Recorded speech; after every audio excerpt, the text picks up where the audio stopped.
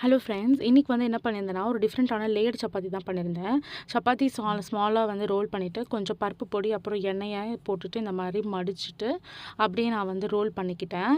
So இது லேயர்டாக வரும்போது, உள்ளே நமக்கு வந்து அந்த சாப்பிடும்போது அந்த பருப்பு பொடி வரும்போது ரொம்ப டேஸ்டியாக இருக்கும்.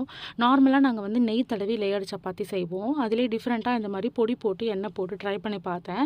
ரொம்ப நல்லா வந்திருந்தது. அதான் உங்களுக்கும் ஷேர் பண்ணலாம் அப்படின்னு சொல்லிட்டு. ஸோ அது வந்து வாட்டும் போதும் கூட ரொம்ப நல்லா இருந்துச்சு. லேயராக பிரிஞ்சு வரும். ஸோ நம்ம நார்மலாக 2 சப்பாத்தி சாப்பிட்ற இடத்துல லேயர் சப்பாத்தி 1 சாப்பிட்டாலே நமக்கு வந்து ரொம்ப ஃபில்லிங்காக இருக்கும். ஸோ நீங்களும் வந்து இந்த மாதிரி லேயர் சப்பாத்தி வந்து ட்ரை பண்ணியிருக்கீங்களா அப்படின்றத வந்து எனக்கு கமெண்ட்ஸில் சொல்லுங்கள். அண்ட் ட்ரை பண்ணலன்னா ட்ரை பண்ணி பார்த்துட்டு உங்களோட வியூஸையும் ஷேர் பண்ணுங்கள் ஃப்ரெண்ட்ஸ். ஸோ எனக்கு வந்து லேயர் சப்பாத்தி ரொம்ப நல்லா வந்துச்சு பொடியோட. ஸோ அன்றைக்கி வந்து நாங்கள் வந்து அதுக்கு சைடிஷ்க்கு வந்து தால் தான் பண்ணியிருந்தோம்.